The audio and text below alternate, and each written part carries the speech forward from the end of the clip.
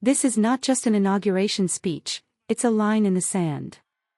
Today, New York City's new mayor chose Inauguration Day and Rent Day to declare war on bad landlords, housing neglect, and a system that has failed tenants for decades. But here's the debate Zohran Mamdani has been raising for years. Is this the beginning of real structural change, or another wave of strong words without follow-through? With rent freezes, slumlords, bankruptcy courts, and city land on the table, the question is simple. Is New York finally choosing tenants over landlords, or just rebranding the same housing crisis? Good afternoon, my friends.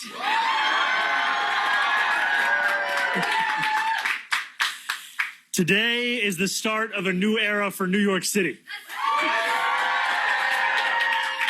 It is Inauguration Day. It is also the day that the rent is due. At midnight last night, I swore my oath to become the mayor of New York City. Just a few hours ago, today, I celebrated with tens of thousands of New Yorkers. Many of them left our ceremony to return to houses and apartments that do not feel like homes, where bad landlords do not make repairs, where rents constantly rise, where roaches crawl in the hallways and heat in the chill of winter comes rarely, if ever. These New Yorkers voted for a new day for our city because the past one is clouded by housing insecurity and instability, where they cannot afford a life of dignity in the city that they love. Today, on the first day of this new administration, on the day where so many rent payments are due, we will not wait to deliver action. And we will stand up on behalf of the tenants of this city. Yes, we know we are fighting for a rent freeze. But that is not the extent of our efforts. We will also stand up for tenants, build new housing, and get New Yorkers into housing faster. Today, we are announcing 3 executive orders. The first will be to revive the mayor's office to protect tenants.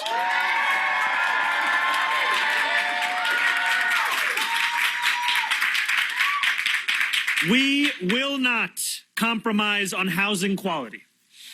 If your landlord does not responsibly steward your home, city government will step in. We will make sure that 311 violations are resolved, and we will hold slumlords to account for hazardous and dangerous threats to your well-being. The second is to create a LIFT task force. LIFT stands for Land Inventory Fast Track, to leverage city-owned land and accelerate housing development. The task force will review city-owned properties and identify sites suitable for housing development no later than July 1st of this year. The last executive order is the creation of the SPEED task force. SPEED standing for Streamlining Procedures to Expedite Equitable Development. This task force will identify and remove bureaucratic and permitting barriers that drive up costs and slow housing construction and lease up, making it more affordable to build and easier to access housing across New York City. These 2 task forces will be overseen by our incredible Deputy Mayor for Housing and Planning, Leila Bozarg. These are sweeping measures, but it is just the beginning of a comprehensive effort to champion the cause of tenants too long ignored and homes too expensive. We are here today at 85 Clarkson Avenue. This building is owned by Pinnacle Realty, a notorious landlord whose name is all too familiar to far too many renters in New York City. Thank you. Tenants like Josie Wells, who we will...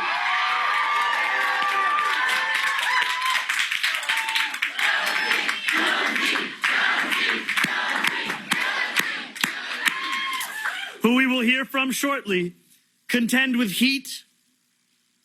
a lack of heat, roaches, and the kind of conditions that no New Yorker should have to live through.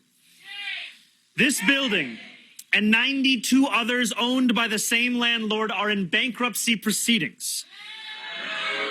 And they are set to be auctioned off to a different landlord, one who ranks number 6 on the worst landlord list in New York City.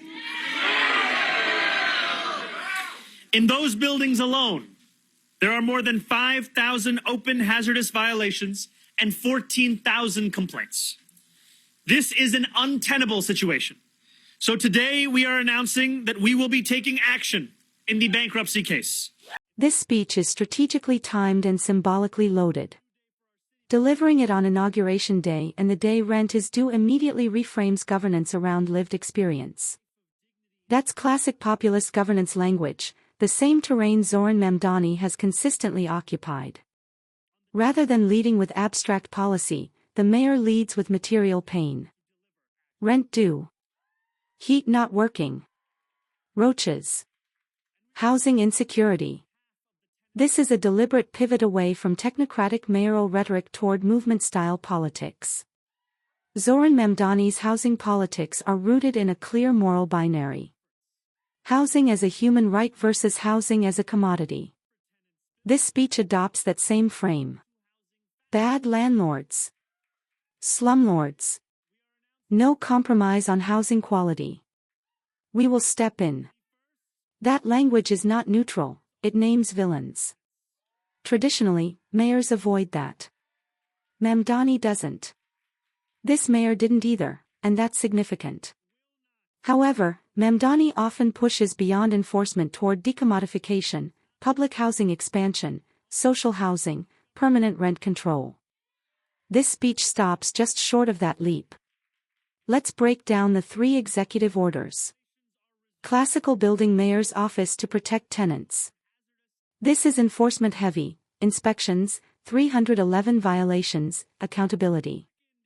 Strength, immediate impact, politically popular. Risk, enforcement without structural change can become reactive. Mamdani would likely argue this is necessary, but insufficient.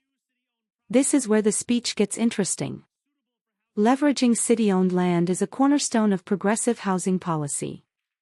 Mamdani has repeatedly argued that public land should serve public need, not private profit. Key question left unanswered. Who builds on this land? Who owns the housing after? Is it social housing or privatized, affordable housing? This is a fork in the road. This is the most controversial piece. Yes, bureaucracy slows housing, but streamlining has often been code for weakening community input, fast-tracking private developers, affordability dilution. Mamdani has been skeptical of this framing unless paired with strong affordability guarantees. Naming a landlord, on camera, is a political escalation. This does 3 things. Signals seriousness to tenants. Warns the real estate industry. Invites legal and political pushback. By tying the bankruptcy case to 5,000 hazardous violations and 14,000 complaints, the mayor is building a public interest case for intervention. This mirrors Mamdani's strategy: make housing conflict visible, not buried in bureaucracy. Here's the core debate your audience should take away, and the one Zohran Mamdani consistently raises. Is this administration trying to fix a broken housing market? Or trying to replace it with a new model? This speech is a strong reformist opening. Tougher enforcement. Faster building.